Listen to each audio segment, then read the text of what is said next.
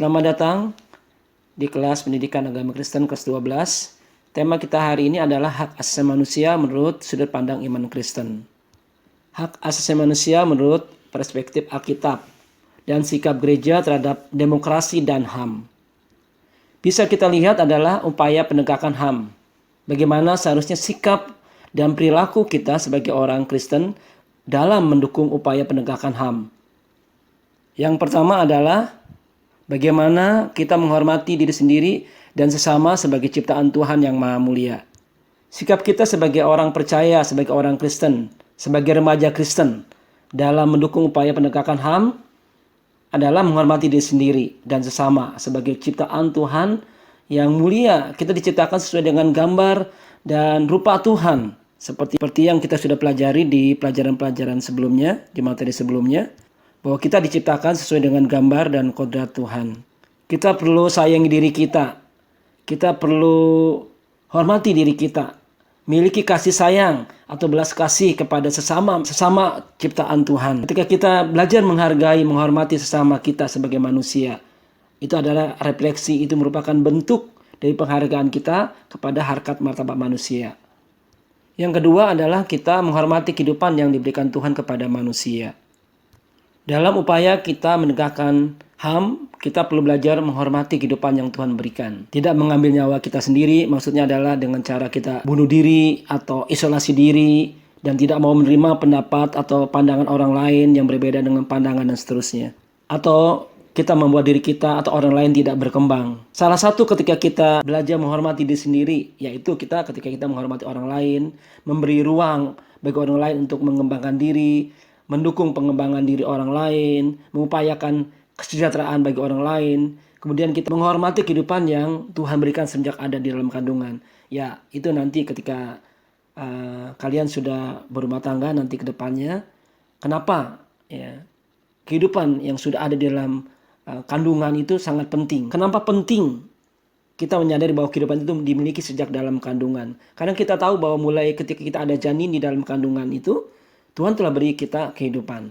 Berarti dengan orang menggugurkan kandungan atau dengan cara aborsi itu kalau kita lakukan tidak menghormati kehidupan yang Tuhan berikan. Selanjutnya dalam menghormati kebebasan dan kemerdekaan diri orang lain, kita punya kemerdekaan. Ya, kita punya kebebasan berekspresi dan sebagainya. Kita belajar menghormati kebebasan, kemerdekaan diri sendiri dan juga orang lain. Kita manfaatkan, ya, kita lakukan kebebasan, ya, itu dengan bertanggung jawab. Memberi ruang bagi orang lain, menghargai pendapat.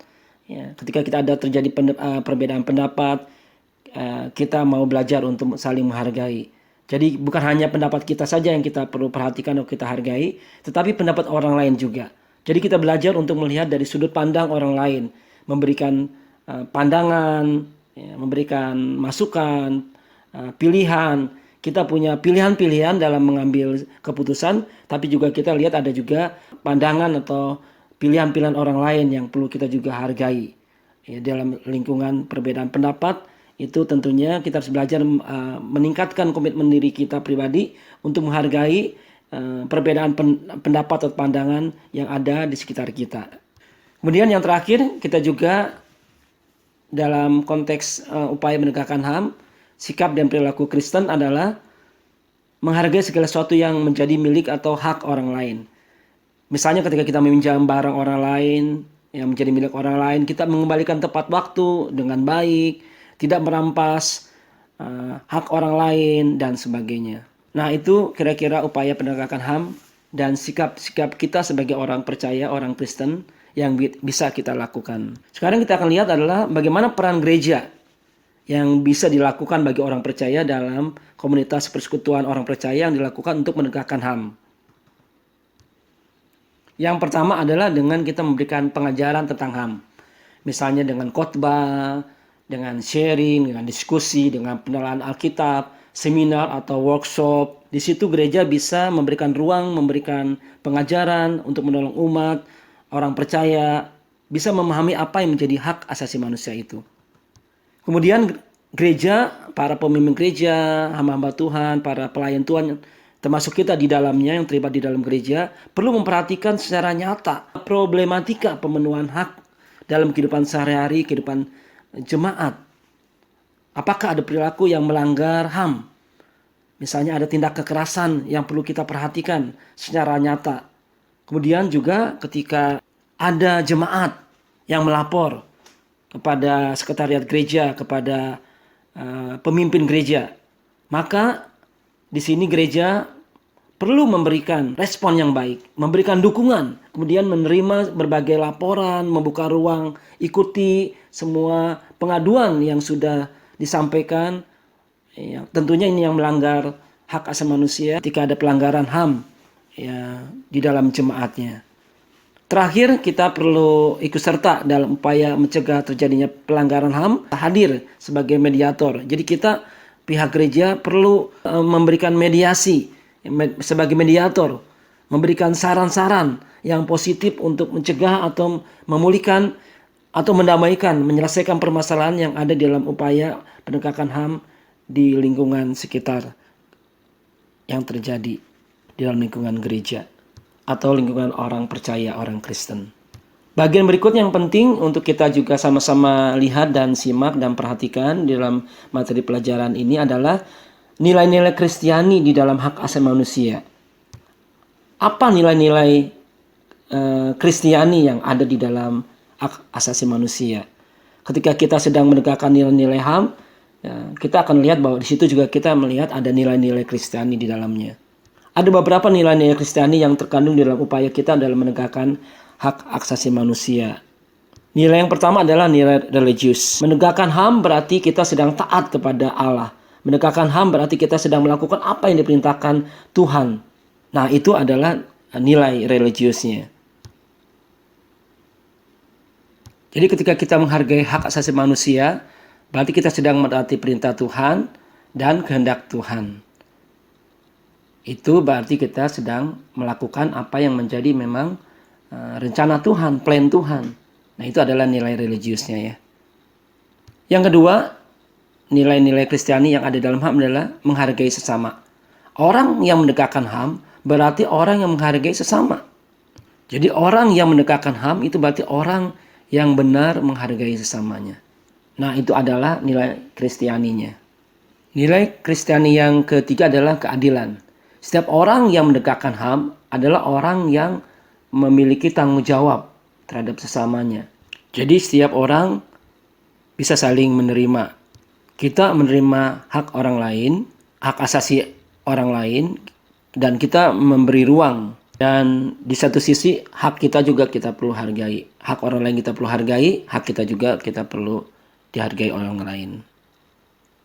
Jadi ada tanggung jawab yang sama. Jadi orang lain bisa memberi ruang untuk kita juga dan kita juga memberi ruang untuk orang lain. Jadi sama-sama memberi ruang dan di situ ada nilai keadilannya dalam menegakkan hak asasi manusia. Kemudian nilai yang keempat adalah kasih. Tanpa kasih mustahil kita atau orang lain dapat menghargai hak orang lain. Tanpa kasih mustahil seorang dapat menghormati dan menghargai hak orang lain. Kasih merupakan nilai Kristiani yang sangat sentral dalam iman Kristen. Jadi ketika kita menegakkan HAM berarti kita sedang mengedepankan kasih. Ketika sikap kita menghargai manusia, kita sedang menempatkan kasih dalam kehidupan kita.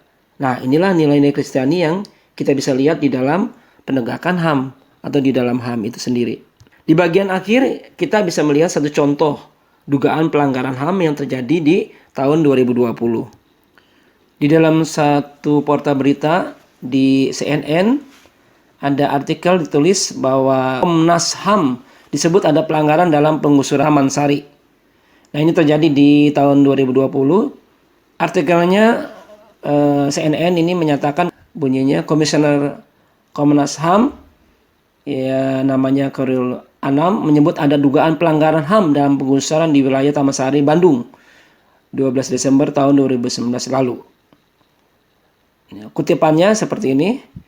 Ya, pelanggaran HAM. Kalau kita lihat rekaman media, apapun argumentasinya, penggunaan kekerasan dalam konteks penggusuran seperti itu, kalau bahasa awamnya bisa diartikan brutalitas, kata Anam di gedung Komnas HAM Jakarta.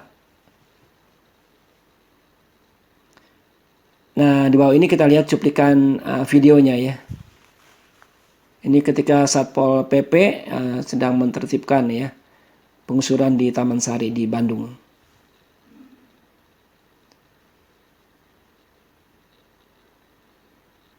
Tindakan represif yang dilakukan oleh aparat. Nah, kemudian kita lihat ini perwakilan LBH yang mendampingi warga tersebut, yang namanya Rizky Zulfikar, mengaku bahwa pengusuran itu adalah dilakukan oleh aparat keamanan, ya, Pamong Praja, Kepolisian, dan TNI.